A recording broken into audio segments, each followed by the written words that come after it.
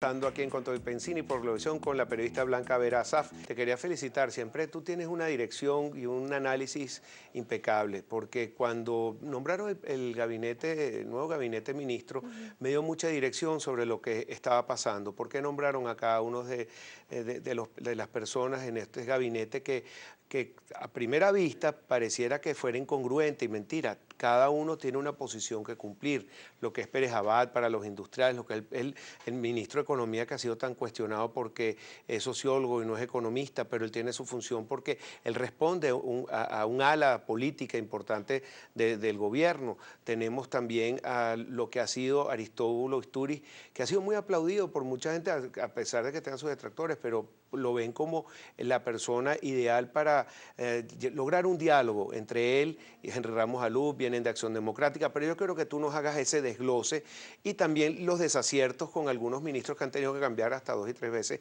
en tan poco tiempo. Bueno, Pedro, cuando escribí ese trabajo para el Nacional, estaba recién nombrado el gabinete económico, el nuevo gabinete que muchísima gente estaba esperando desde hace mucho tiempo. Ya han pasado 2 semanas, un poco más de 2 semanas, y Parece como un año, ¿verdad? sí, porque, sí, porque era el gabinete de emergencia y no ha pasado mucho, por decir algunas cosas, ¿no? Bueno, un poco para hablar ya de lo escrito.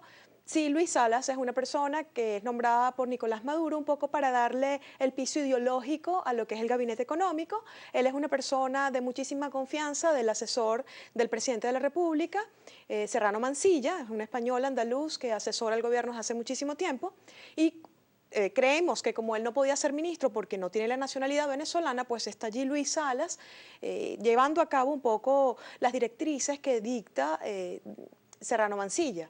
Luego Sí, están... para ir poco a poco para poder intervenir. Por ejemplo, a mí me parece que el ministro ha tenido un diálogo, la manera que él se ha expresado siempre ha sido hacia la concertación, nunca le he oído nada negativo.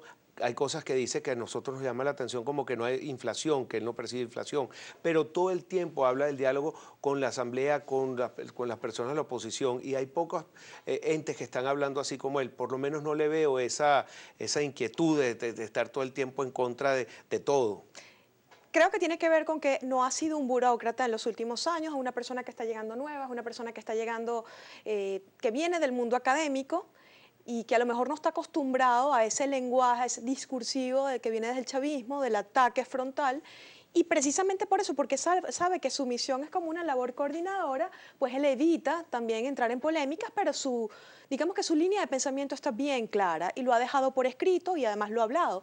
En un país que tiene la inflación más alta del mundo, pues decir que la inflación no existe, sino que cuando se produce es por la tasa de ganancia de las empresas, pues incluso las personas que quizá no entienden mucho de economía, pero que sí conocen lo que es el fenómeno de la inflación, les produce un poco de choque. Claro. Entonces, con los otros ministros, perdón que te Bueno, interrumpí, luego está a quien conocemos muy bien, que es Miguel Pérez Abad, lo conocemos porque ha sido ya un hombre estaba que aquí. sí, ha luchado mucho en el gremio empresarial, siempre desde la acera del chavismo. Es un hombre de consensos, bueno, como buen hombre del gremio, sabe discutir. Él ha manifestado a lo largo de muchísimo tiempo la necesidad de hacer algunos cambios dentro de la economía. Sin embargo, bueno, todavía estamos como esperando que esa coordinación termine como que de armar el rompecabezas para saber qué es lo que nos van a mostrar.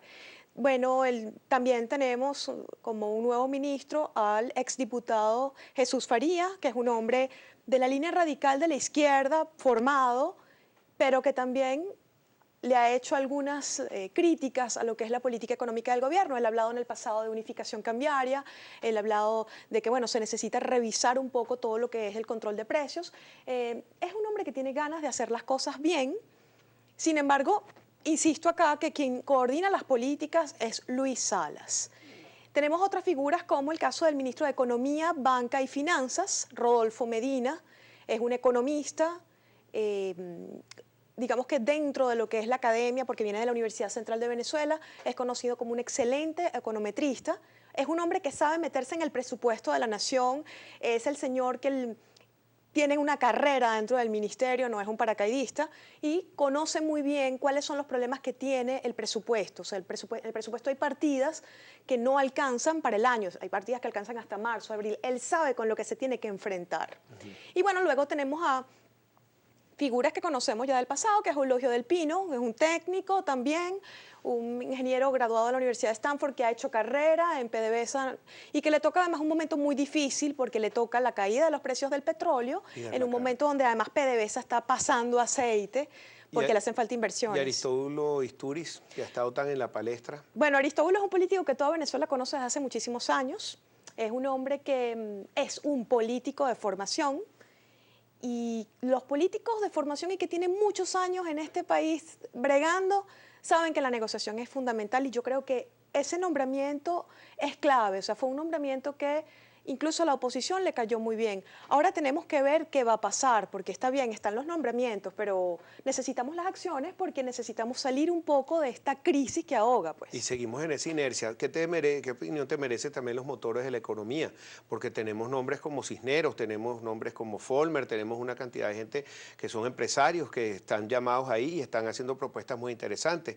Pero si no van con el pensamiento político y ese modelo económico que quieren defender a ultranza, ¿cómo vamos a tomar decisiones? ¿Cómo vamos a tener ese engranaje entre el modelo económico que se necesita para arreglar este entuerto de la caída de los precios del petróleo y la crisis? Sinceramente, creo que esto que estamos viendo con la reunión de los motores no es la primera vez que lo vemos, ya lo hemos visto antes. Entonces, con esto tenemos que ser muy sinceros y muy cuidadosos. Lo que creemos los periodistas que estamos en el día a día, lo que estamos viendo, las informaciones que nos llegan, es que hasta ahora todas esas propuestas que se han ido armando en cada uno de los ministerios están llegando al despacho del vicepresidente del área económica, Luis Salas, pero no están encontrando una respuesta rápida. Es decir, hay un problema de coordinación. Pero esto, digamos que obedece también un poco a la línea de pensamiento del gobierno. El gobierno está sumido junto con el resto del país en una crisis severa, no solamente por la caída de los precios del petróleo, es también porque ha habido malversación, y eso ha sido denunciado por los propios exministros del gobierno, mal uso de los recursos de la nación y no alcanza el dinero, sencillo, no alcanza.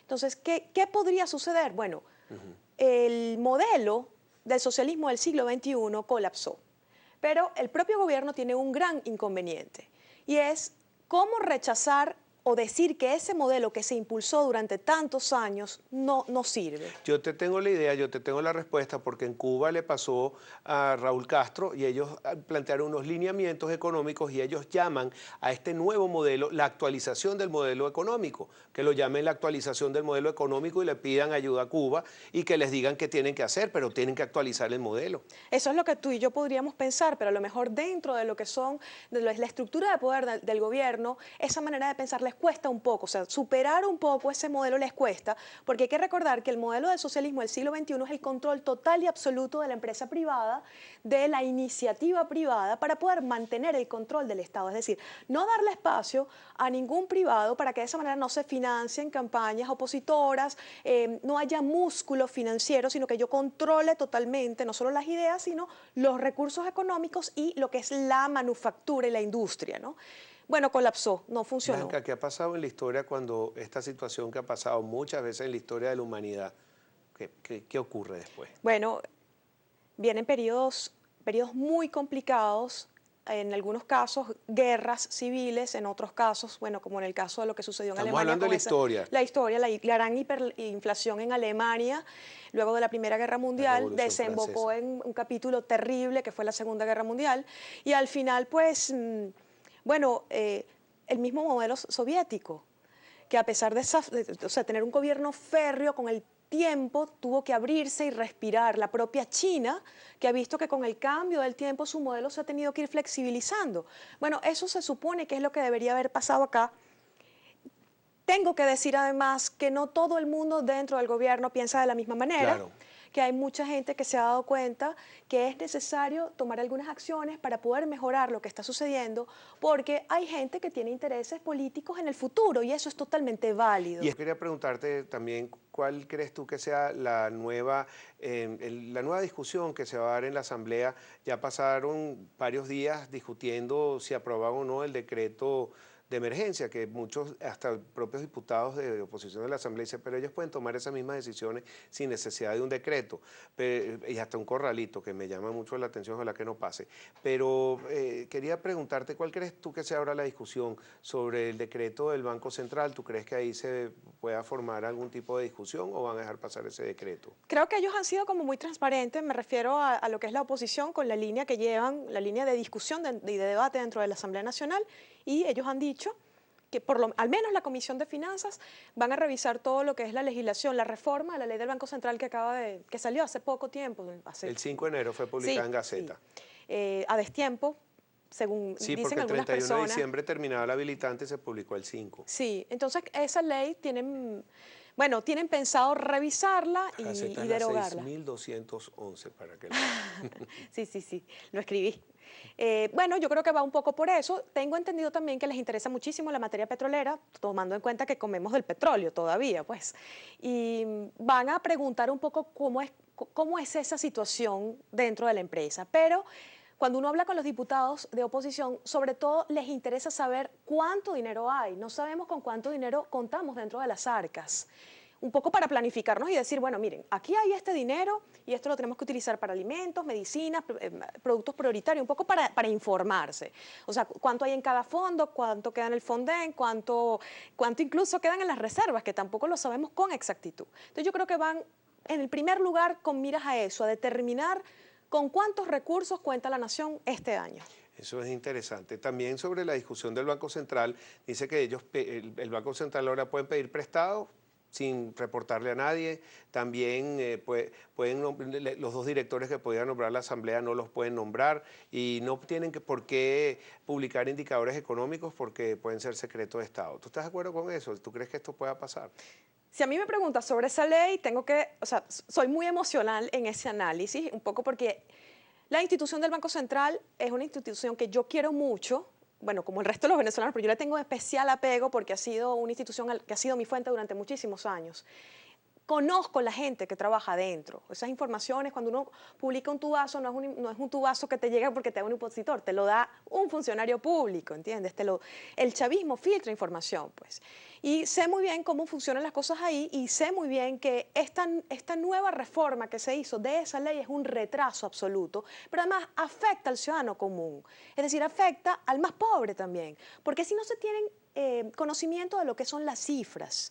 Y el Banco Central además dice, bueno, yo las doy cuando yo quiera y a quien yo quiera, estás afectando incluso el salario futuro del trabajador, porque el trabajador no sabe cuánto ir a pedirle a su patrón de aumento salarial porque no hay cifras oficiales. Entonces es una cosa que uno podría pensar, bueno, pero son las cifras macroeconómicas, eso no le importa a nadie. No, sí, le importa al ciudadano común que tiene que ver cuánto cuestan las cosas y cómo su salario se va depreciando poco a poco. Sí, mira, estábamos hablando, dejamos esa pregunta al aire, sobre las personas de bando y bando, y tú misma me dijiste, me he metido un puñal de quién es cada quien en este momento y unas publicaciones interesantísimas, cosas que puedes decir aquí, otras que no. Pero, ¿cuáles son las personas que tú ves? Porque yo sí veo algunos voceros de la oposición y algunos del gobierno que quieren ir hacia un modelo común, quieren irse a un diálogo, que están en concertación, que quieren una concertación, que no quieren el conflicto. ¿Quiénes son esas personas? ¿Quiénes son esas posibles personalidades que nos pueden llevar hacia adelante a que el país surja?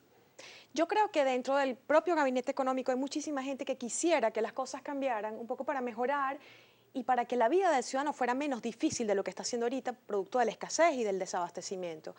Sin embargo, también sé que como es un gobierno que tiene muchísimos años y tiene una estructura difícil de mover en cuanto a línea de pensamiento, ya tenemos información de que hay incluso ministros que se empiezan a sentir un poco frustrados porque no logran empujar esas decisiones económicas que ellos saben que necesitan. Es decir, ya es Vox Populi, que bueno, la reforma tributaria significa que, por ejemplo, con la entrada en vigencia del nuevo impuesto, que es un impuesto muy parecido al que había antes de las transacciones financieras, bueno, se podría pechar incluso a las personas naturales de bajos recursos. Ya sabemos, por ejemplo, que lo que estuviste hablando anteriormente con lo que es la unidad tributaria. Bueno, el hecho de que no se suba la unidad tributaria hasta el índice inflacionario significa que las personas de menos recursos también van a tener que pagar impuestos a la renta en un momento de gran recesión económica. Bueno, y también sabemos que desde el gobierno hay intención de aumentar el precio de la gasolina. Un poco tarde, pero bueno, está la intención y se supone que van a tomar la decisión. Así como la necesidad de devaluar el 6.30. O sea, todo el mundo sabe que el 6.30 podría subir a 30, 35 bolívares. Sin embargo, eso ya a estas alturas no remedia mucho, porque las brechas entre los tipos de cambio son muy grandes. Entonces, ¿qué sucede? Bueno, que ya los periodistas de economía empezamos a escuchar que hay ciertos ministerios, que no voy a decir los nombres, en donde se empieza a sentir una gran frustración porque Luis Salas, dentro de todo, aunque coordine, quien tiene la última palabra es el presidente Maduro. Claro. Blanca, un placer tenerte aquí. Me Gracias hubiera a ti. gustado tenerte el programa, otro programa completo.